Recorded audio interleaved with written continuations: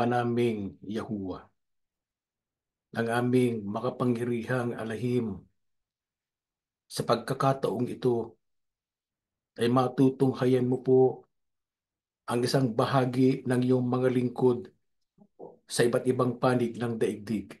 Amen. Narinig mo po ang aming mga pag-awit. Opo, sama-sama po kaming lumalapit at tumatawag. Hindi lamang upang magpasalamat, kundi upang sambahin at purihin ka, Aba, Amen. sa pamamalagi ng aming buhay at lakas. Amen.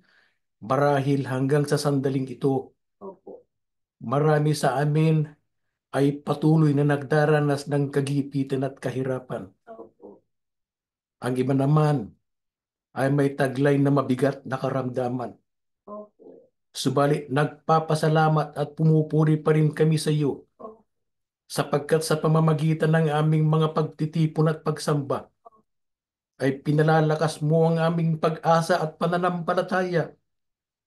Patuloy ka pong nagpapaalaala na ikaw po ang aming Diyos na mabuti, ang nag-iisang tunay na Diyos na makapangyarihan sa lahat, Amen. Diyos na makakapitan at maaasahan. Salamat po, Aba, sa pag-ibig mo sa amin. Ang totoo, mahal na mahal ka rin po namin. Opo. Kaya ganun na lamang ang aming kalungkutan at kabagabagan. Kung nalalaman namin na kami ay nagkasala at nagkulang, Opo. hindi po namin nais nasaktan ng iyong kalooban. Opo. Hindi po namin hangad na madulutan ka ng hapis. Kaya hinihiling po namin gayon. Magpatawad ka po sa aming mga kasalanan. Mga pagkukulang namin ay huwag mo na pong matitigan. Linisin ganap ang aming puso at isipan Opo. upang ganap na mawala ang aming kabagabagan Opo. at manumbalik ang kalinisan at kabanalan ng aming karapatan at kaugnayan sa iyo. Amen. Panginoong Yahushua, pinupuri at pinasasalamatan ka rin po namin sapagkat ikaw po ang aming tagapamagitan, ang aming dakilang tagapagligtas at ang Panginoon ng Sabat. Sa araw na ito, ipakiusap po sa ating Aba na pahintulutan kaming matanggap ang mga biyaya at kapahingahan na aming kailangan, ang panunumbalik ng aming lakas at kalusugan, at ang kapatawaran ng aming mga kasalanan. Amen. Binubuksan po namin ang aming puso sa iyo. Wala ka sanang bibiguin sa iyong mga lingkod. Basbasan po kami sa gagawin naming pag-aaral at buksan po ang aming mga pag-unawa. Amen. Aba Yahuwah, basbasan at tanggapin po ang aming mga handog, Opo. magamit po sa mga gawaing nakalulugod sa iyo. Ngayong patindi ng patindi ang kahirapan sa mundo, huwag ka po sanang magpabaya. Ibangon at pagpalain ang bawat pamilya. Amen. Loobin mo pong masumpungan namin ang mga biyaya mong nakalaan. Amen. Sumasampalataya po kami na kumikilos na po ang makapangyarihang mong kamay Opo. sapagkat ang lahat ay hinihiling namin sa pangalan ng iyong bugtong na anak, ang aming Hari at Panginoon na si Yahushua HaMashiach. Amen. Amen.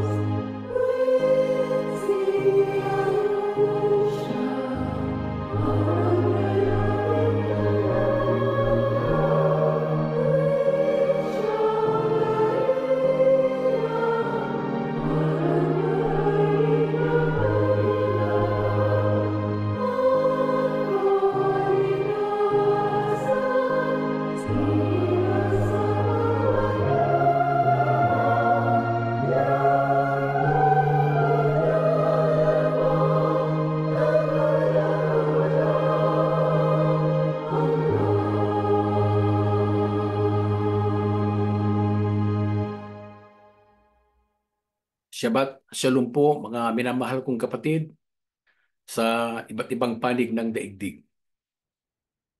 Sa nakaraan po nating pagsamba ay itinuro sa atin kung anong uri ng pag-ibig ang dapat nating iukol sa ating Panginoong Yahushua HaMashiach.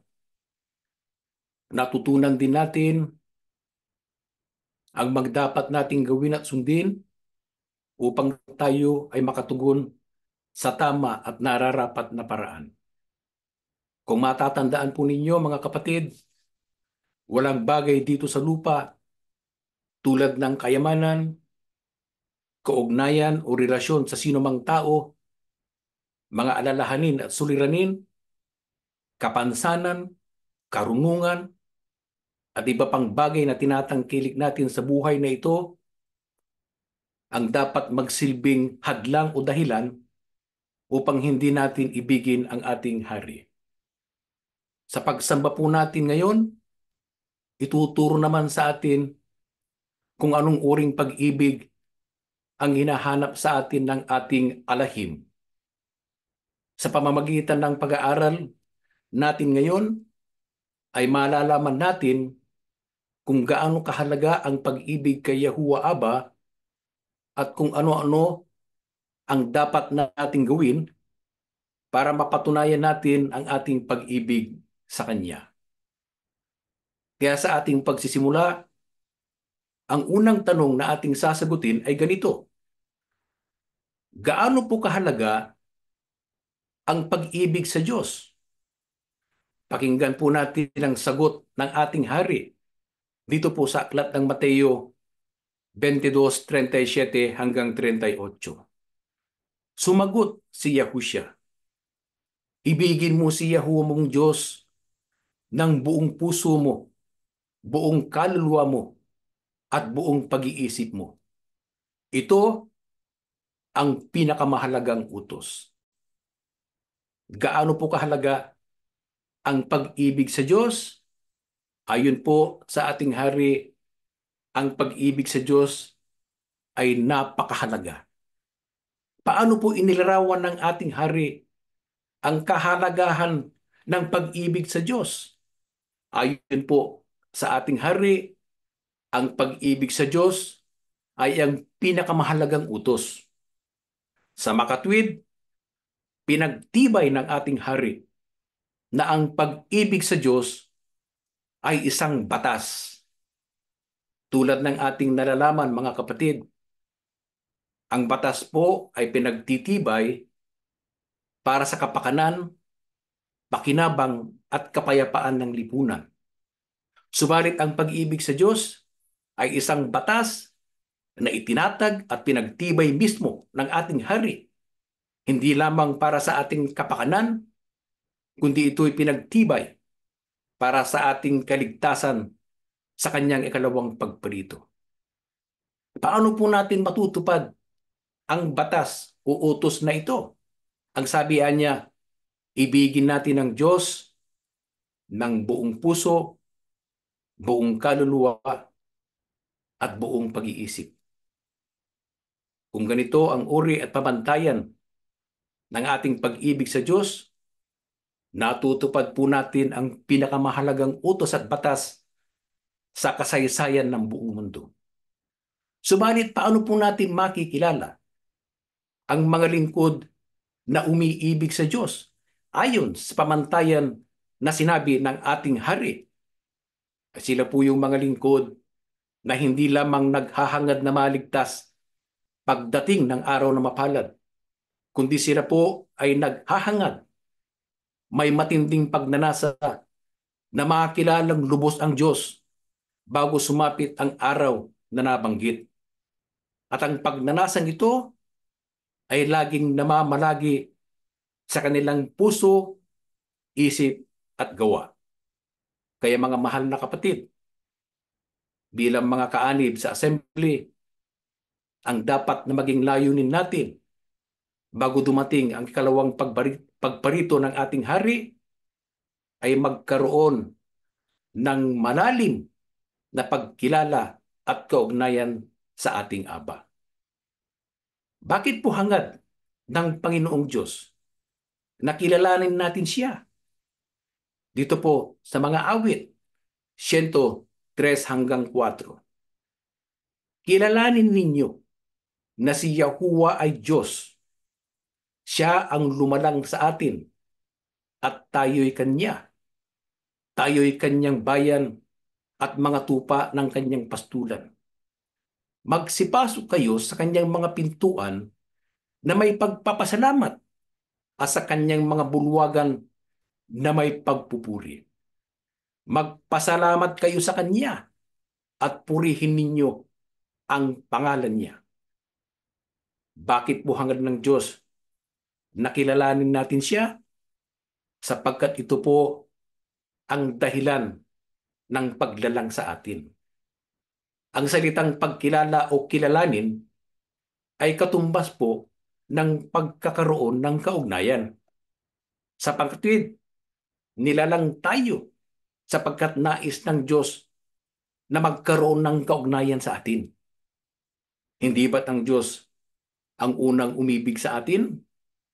Nais ng Diyos na siya ang maging sentro ng lahat ng ating mga desisyon at gawain sa buhay.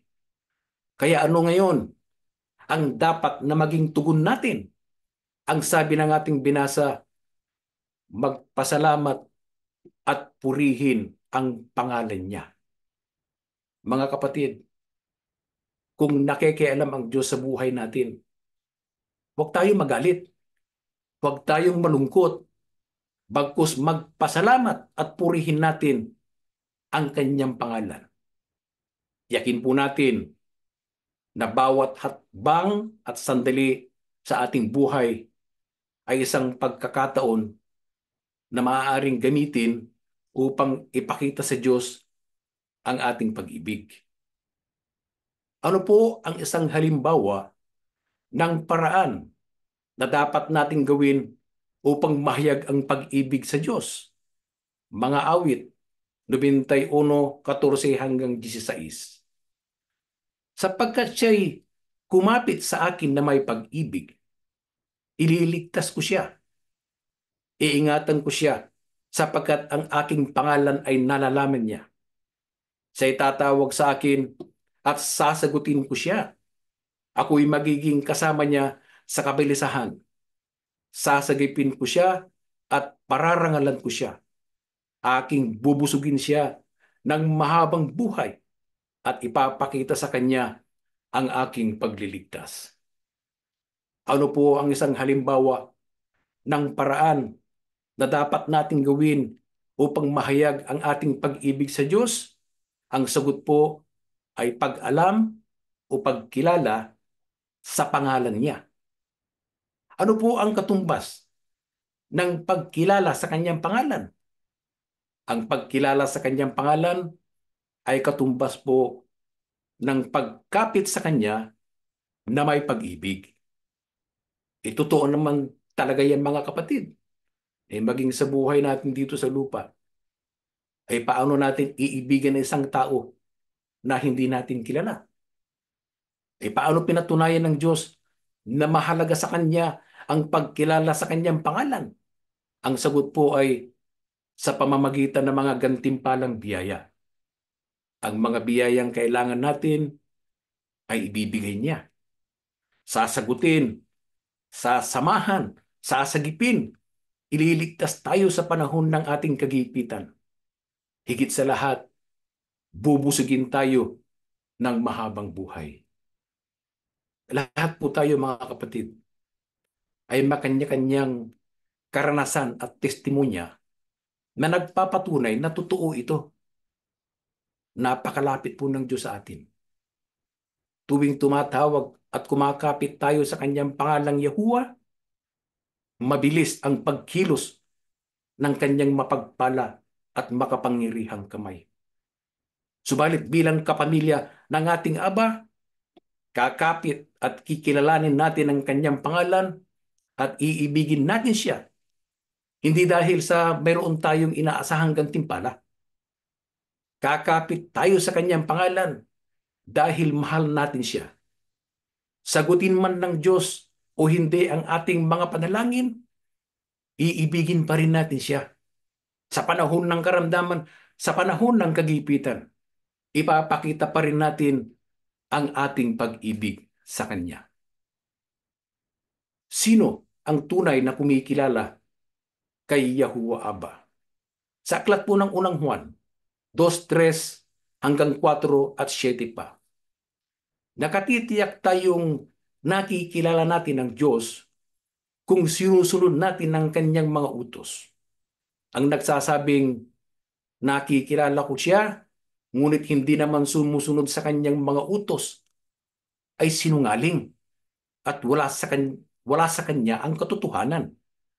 Mga minamahal, hindi isang bagong utos ang isinusulat ko sa inyo, kundi ang dating utos na nasa inyo na sa simula pa. Ito'y ang mensaheng narinig na ninyo. Sino po ang tunay na kumikilala kay Yahuwah Abba? Batay sa ating binasa, sila po yung sumusunod sa kanyang mga utos. Paano inilarawan ng Biblia ang mga taong nagsasabing kilala niya ang Diyos, subalit hindi tinutupad ang mga utos? Sila po ay mga sinungaling at wala sa katotohanan. Kaya ano ang dapat nating gawin upang hindi tayo mahulog sa kalagayang sinungaling at wala sa katotohanan? Magbasa at pag-aralan natin ang Biblia, mga kapatid, upang malaman at matupad natin ang mga bagay na nakalulugod sa Kanya at maiwasan din natin ang mga bagay na makapagdudulot ng hapis sa Kanya. Dapat sa panahon ngayon ay kabisado na natin ang mga 10 utos, maging ang mga banal na kapalaran o yung tinatawag na sermon sa bundok, yung Beatitudes sa wikang Ingles, at maging ang mga sandatang kaloob ng Diyos, the full armor of God, at marami pa para maingatan natin ang ating kaugnayan sa ating Aba. Ano po ang kahulugan o katumbas ng pagsunod sa mga utos ng Diyos? Sa unang Juan pa rin po, 5:3. Sapagkat ito ang pag-ibig sa Diyos, na ating tuparin ang kanyang mga utos, at ang kanyang mga utos ay hindi pabigat. Ano po ang kahulugan ng pagtupad sa mga utos ng Diyos? Ang sagot po ay pag-ibig sa Kanya. Sa makatwid, ang mga lingkod na tunay na umiibig sa Diyos ay taglay ang katangiang masunurin, tinutupad at sinusunod nila ang mga kautusan. Bakit ganun na lamang ang tiwala ng Diyos na kaya nating tuparin ang kanyang mga utos? Sapagkat ang sabi ng Diyos, ang mga utos ay hindi pabigat. Magaan lamang po. Hindi tayo binigyan ng Diyos ng mga batas at utos na hindi natin kayang gawin o tuparin. Paano dapat tuparin ang mga utos? Buong puso, buong pag-iisip, at buong kaluluwa. Naway maging katangian at kaligayahan po natin ang pagsunod sa mga utos ng Diyos. Ang lingkod na totoong umiibig sa Diyos ay nababagabag at nalulungkot kung hindi niya natupad o nasunod alinman sa kanyang mga utos. Huwag nating kalimutan ang naging buhay at kasaysayan ni Haring David. Noong siya ay nagkasala, ay nabagbag at nalungkot ng husto. Nagsisi at mabilis na nanumbalik sa Diyos. Hindi siya nagdahilan, hindi siya nagmataas. Ang totoo, ginugol niya ang natitira niyang buhay sa pagsisisi. At ang kanyang panalangin sa Diyos ay naging gabay at mabuting halimbawa sa mga lingkod ng Diyos sa mga sumunod na ilang libong taon. Ipagpapatuloy po ang ating pag-aaral.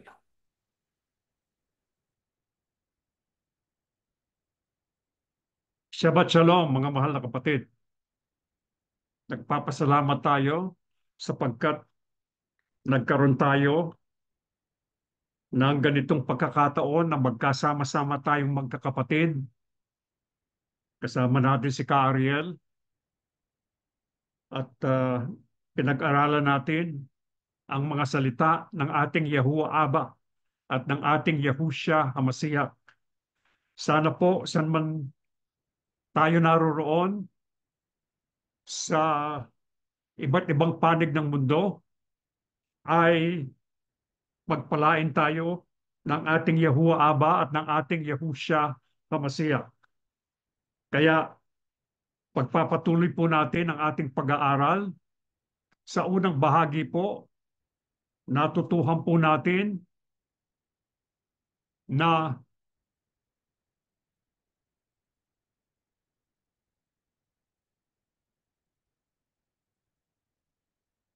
dapat po nating ibigin ang ating Yahuwah Aba ng buong puso, buong kaluluwa at buo nating pag-iisip.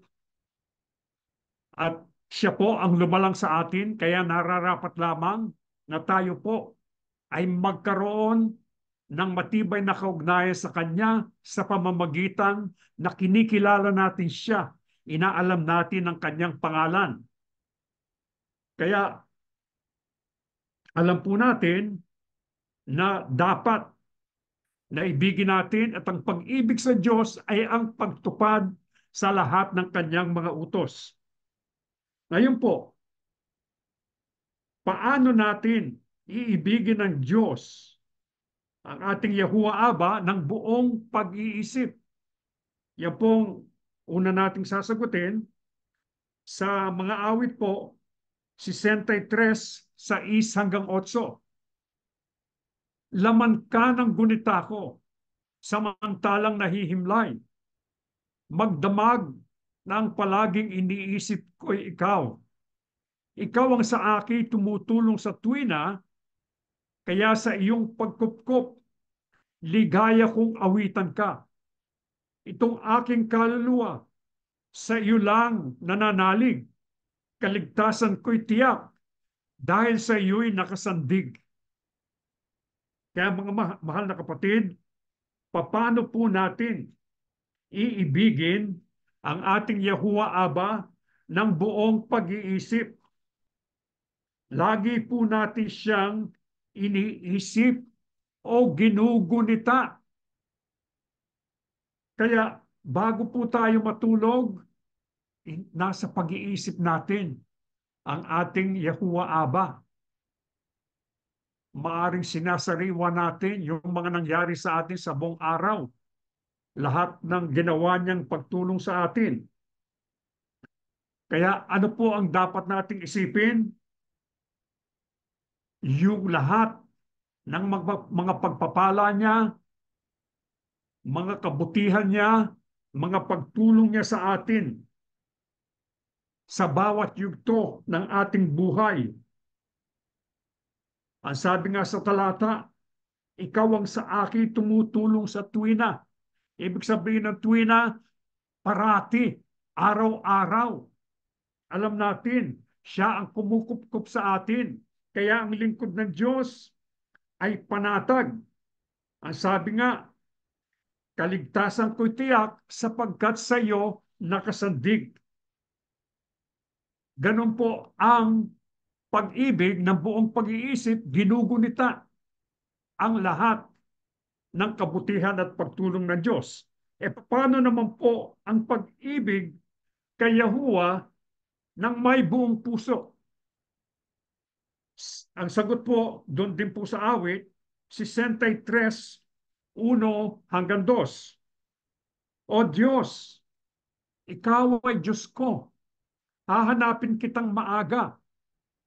Kinauuhawan ka ng aking kaluluwa. Pinananabikan ka ng aking laman. Sa isang tuyo at uhaw na lupa na walang tubig, sa gayoy tumingin ako sa iyo sa santuaryo upang tanawin ang iyong kapangyarihan at ang iyong kalwalhatian. Paano po ang pag-ibig sa ating Yahuwah Aba ng may buong puso? Kailangan po hinahanap natin ang ating Yahuwah Aba ng may buong kasabikan. Paano po nahahayag ito? Hindi tayo napipigilan sa ating mga pagsamba sa Kanya. Kaya tuwing darating po ang mga oras na sasamba tayo, hindi natin sinasabi, oh, sasamba na naman. Hindi po ganon. Kundi sasamba na tayo. Makikipagtipan na naman tayo sa ating Yahuwah Aba. Kaya ano po ang sabi sa talata? Hahanapin natin ang ating Yahuwah Aba gaya ng paghanap natin sa tubig kung tayo'y nauuhaw. Kung tayo halimbawa ay naglakad sa lilim o sa ibaba ng sumisikat na araw, nakatanglaw sa atin yung araw, naglalakad tayo, pagod na pagod tayo, kailangan natin ng inumin. Ganun po ang kailangan maging pananabik natin sa ating Yahuwah Aba. Pinananabikan siya ng ating laman, ng ating kaluluwa. Kaya wala pong dapat makapigil sa atin sa ating mga pagsamba. Ang katunayan po, marami sa atin tayo na tinawag sa assembly ng ating Panginoong Yahushua, hindi lang yung pagsamba ang inaabangan natin, kundi inaabangan natin yung ating mga Bible studies, yung core beliefs, yung pong logos, yung pong PHP, tapos yung pagsamba, maging yung pagsamba ng kabataan, dinadaluhan ng maraming mga magulang. Kaya kinasasabikan natin, sapagkat marami tayong natututuhan, binubusog ng ating Yahuwah Aba, ating mga puso, ang ating mga kaluluwa. Kaya ganyan po ang pag-ibig ng buong puso. Paano naman po ang pag-ibig kay Yahuwah na may buong kaluluwa? Doon din po sa mga awit, 63 pa rin, 3 hanggang 5. Ang wagas na pag-ibig mo ay mainam pa kaysa buhay. Kaya pupurihin kita, O Diyos, at pararangalan. Habang ako'y nabubuhay, ako'y magpapasalamat at ako ay dadalangin na kamay ko'y nakataas. Itong aking kaluluwa'y tunay na masisiyahan, magagalak na umawit ng papuring iaalay. Kaya paano po ang pag-ibig kay Yahuwah na may buong kaluluwa? May pag-awit po ng papuri mula sa nagagalak na kaluluwa. Bakit dapat pong magalak ang ating kaluluwa? Dahil sa wagas na pag-ibig ng ating Panginoong Diyos. Wagas ang kanyang pag-ibig sa atin. Ang sabi nga, mainam pa kaysa buhay.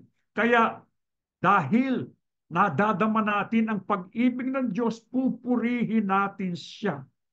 Ngayon po, itong pag-ibig ng buong pag-iisip, buong puso at buong kaluluwa, hindi po parang compartmentalized na ginagawa natin, kundi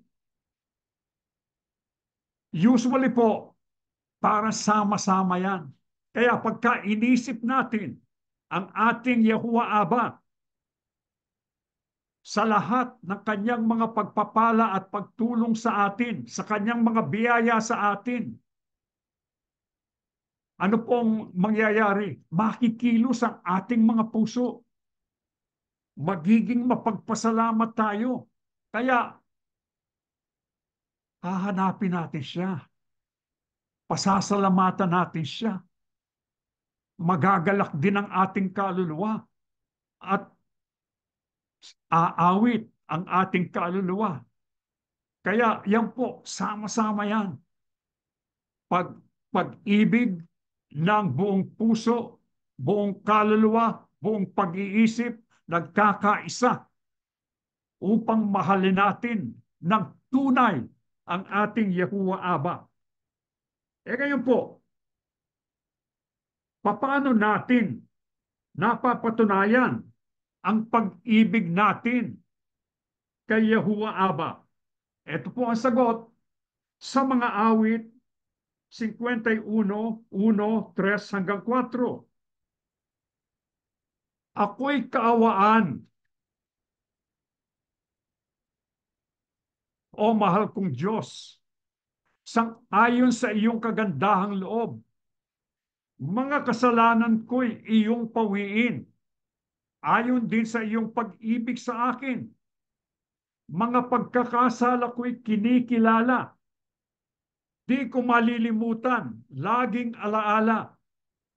Sa iyo lang ako nagkasalang tunay, at ang ginawa ko'y di mo kinalugdan. Kaya may katwiran ka na ako'y hatulan. Marapat na ako'y iyong parusahan. Kaya, mga mahal na kapatid, paano po natin lalong napapatunayan ang pag-ibig natin sa ating Yahuwah Aba kapag tayo po nagsisisi sa ating mga kasalanan? Kapag lumalapit po tayo sa Kanya ng buong pagsisisi, ng may bagbag na puso. Alam niyo po ba kung sino po ang sumulat nitong awit 51? Si Haring David. Nang siya po ay magkasala, mabigat din ang naging kasalanan ni Haring David. Ano po ang kanyang ginawa? Ano sinabi niya tungkol sa kanyang mga kasalanan? Ang sabi niya, di ko malilimutan. Laging alaala. Ibig sabihin, nandun parati. Lagi siyang nire-remind. Nagkasala siya. Kaya sabi niya, sa iyo lang ako nagkasalang tunay. At alam ko na ang ginawa ko'y di mo kinalugdan. Kaya ano po, ang sabi ni David, nabagabag siya. Lumapit siya. Sabi niya, makatwiran lang na ako'y hatulan mo.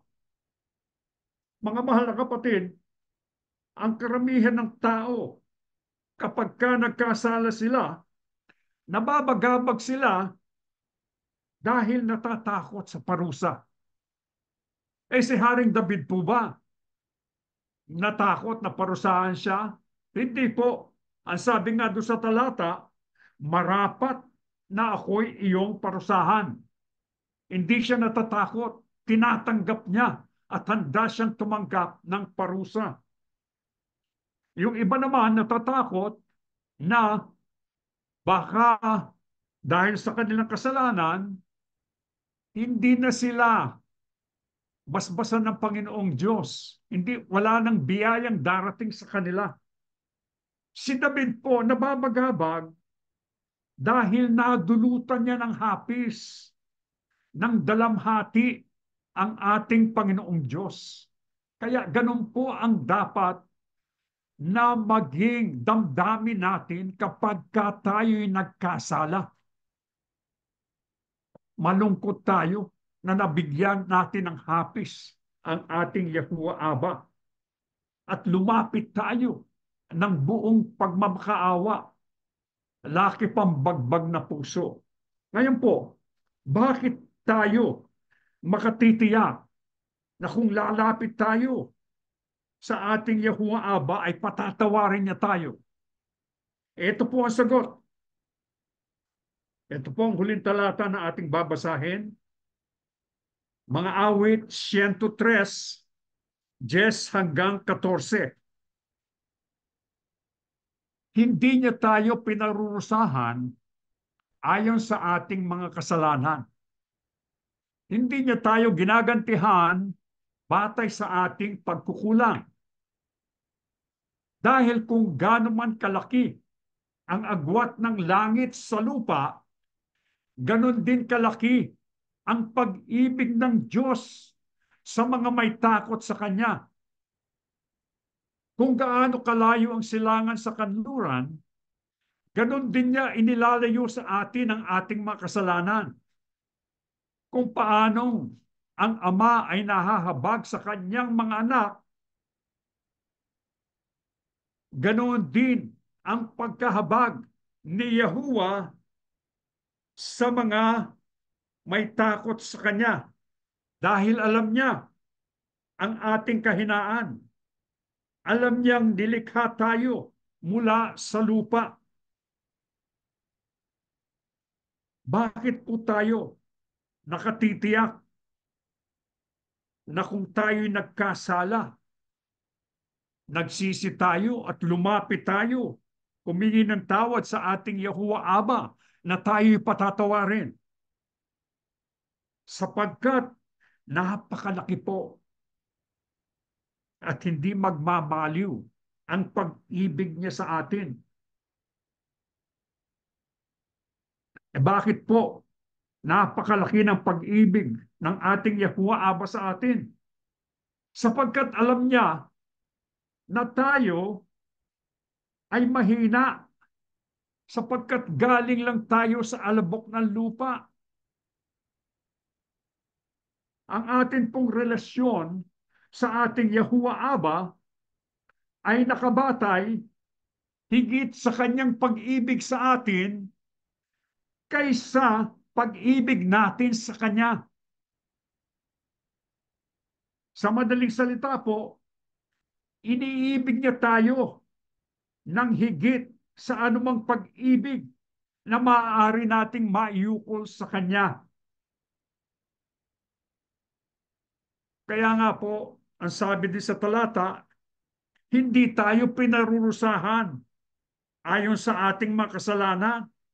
Hindi tayo ginagantihan batay sa ating pagkukulang. Sapagkat kung parurusahan po tayo batay do sa ating kasalanan, ano po mangyayari sa atin? Siguro po, wala na tayo ngayon.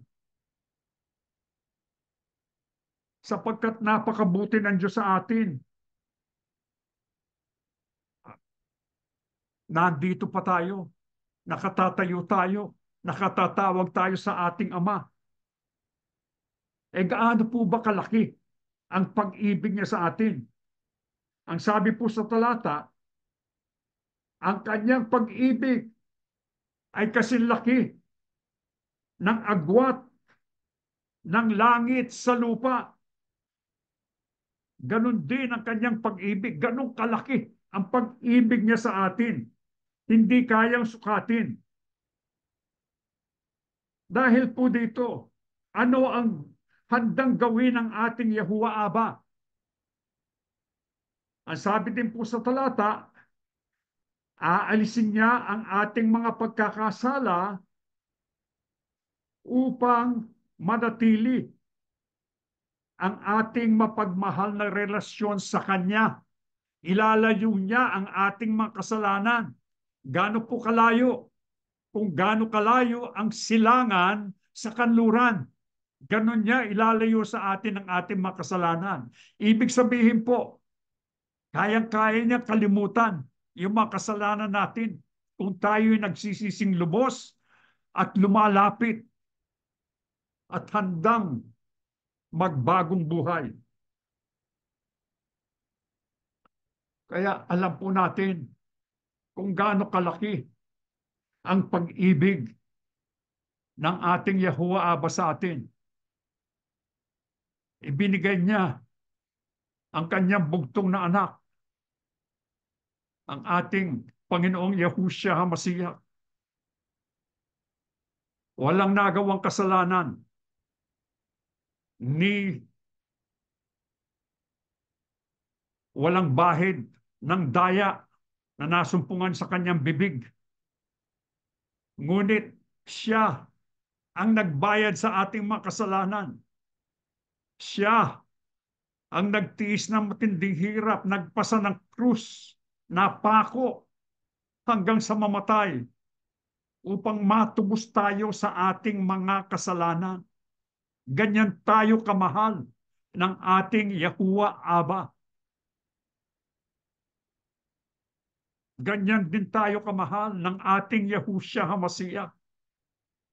Alam natin yung pangalan ng ating Panginoong Yahuwah na siya ang makapangyarihan Diyos na nanggaling mula sa walang pasimula hanggang sa walang hanggan.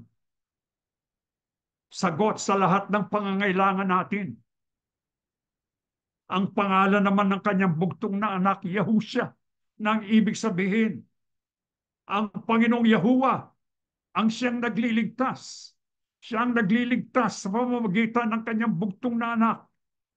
Kaya nararapat lamang po na ibigin natin ang ating Yahuwah Aba at ang ating Yahushua HaMashiach ng buong puso, buong kaluluwa, buong pag-iisip, at buo nating lakas. Sapagkat sila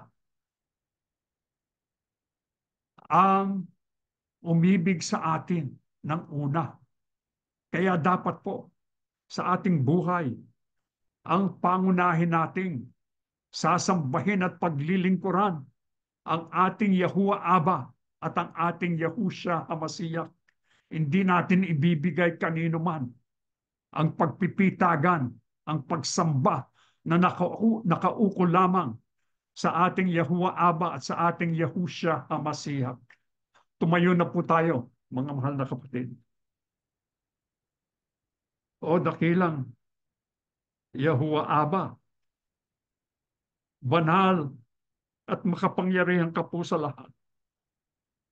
Maraming salamat po, o dakila naming Aba, sapagkat sa gabing ito'y muli mo kaming tinuruan ng iyong banal na katotohanan na dapat ka naming ibigin ng buong puso, buong kaluluwa, at buo naming pag-iisip. Maraming salamat, o dakila naming Diyos, sapagkat ikaw ang unang umibig sa amin.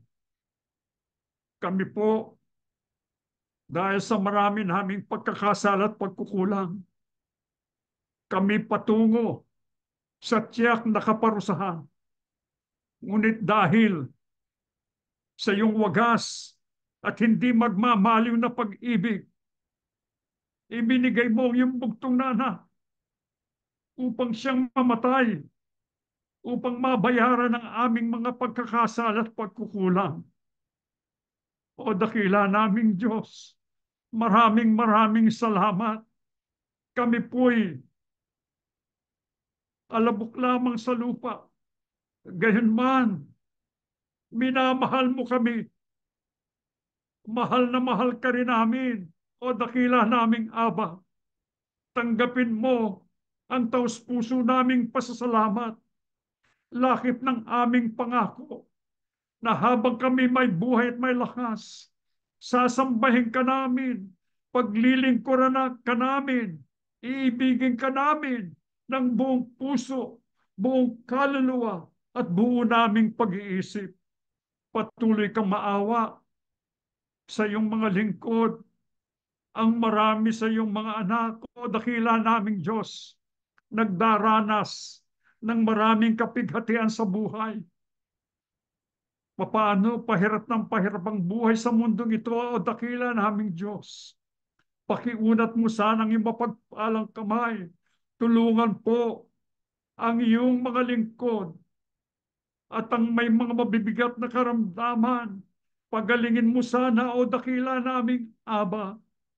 Nagpapasalamat kami, o dakila naming Diyos, sapagkat kung kami tumatawag sa iyo, sa panahon na may karamdaman kami, pinagagaling mo ang iyong mga anak. Ang katunayan, naririto kami ngayon. Nakakasamba kami sapagkat ibiniyaya mo sa amin ang aming buhay at ang aming lakas. Kaya naman, Ama, habang kami nabubuhay, sasambahin ka namin. Lulwalhatiin namin ang iyong banal na pangalang Yahuwah Abba. O dakilang Panginoong Yahusya, ikaw po ang luklukan ng mga biyaya. Ikaw ang hindi magmamaliw na pag-ibig sa amin ng ating Ama nang kami makasalanan pa. Ikaw ang namatay upang kami matubos sa aming mga pagkakasala at pagkukulang. Maraming salamat. Hindi po kami karapat-dapat dahil sa iyong kamatayan. Ang tabing na naghihiwalay sa pinakabanal na dako, nahawi, naputol sa gitna, at kami ngayon nakalalapit sa Ama. Tinawag mo pa kaming iyong mga kapatid. O dakilang Panginoong Yahusya, hindi po kami karapat-dapat. Kami mananatiling hamak na alipin mo, sasamba't maglilingkod sa iyo hanggang sa huling sandali po ng aming mga buhay. O dakilang Panginoong Yahusya, lagi mong isusugo ang iyong Santong Espiritu upang gabayan ang iyong mga lingkod, upang kaming lahat na tinawag sa assembly, kami po'y makatapos ng aming mga takbuhin. Igayak mo kaming lahat, maging handa kami, karapat-dapat sumalubong sa himpapawid upang makasama mo habang buhay sa araw na bababa ka na mula sa langit. O dakila naming Yahuwah Abba, maraming salamat. Sumasampalataya kaming nadinig mo ang aming mga karaingan. Pinatawad po kami sa aming mga kasalanan. Hinihiling po namin ang lahat sa pangalan po ng aming Panginoong Yahushua Masiyak, dakila po naming tagapagligtas. Amen.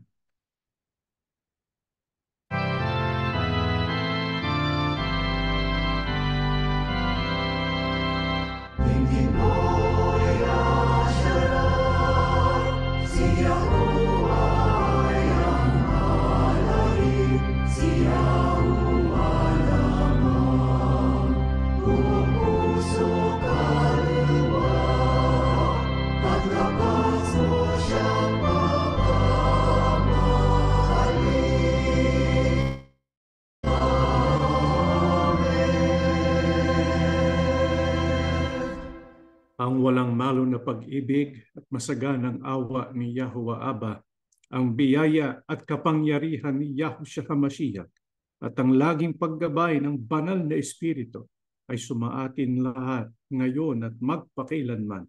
Amen. Mga kapatid, paalala lang po ukol sa ating schedule for next week. Next week, wala po tayong BQA, Logos at BHP.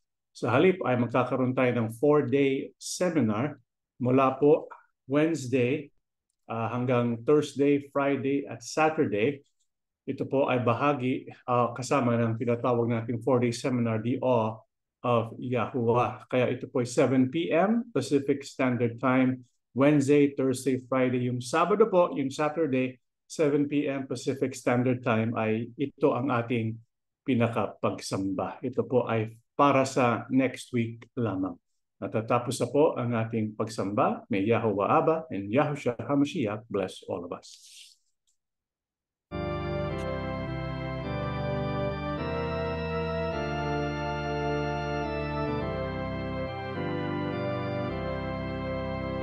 O halina't kay Yahusha'y sumunod, at kami na magkalihan ng Ama.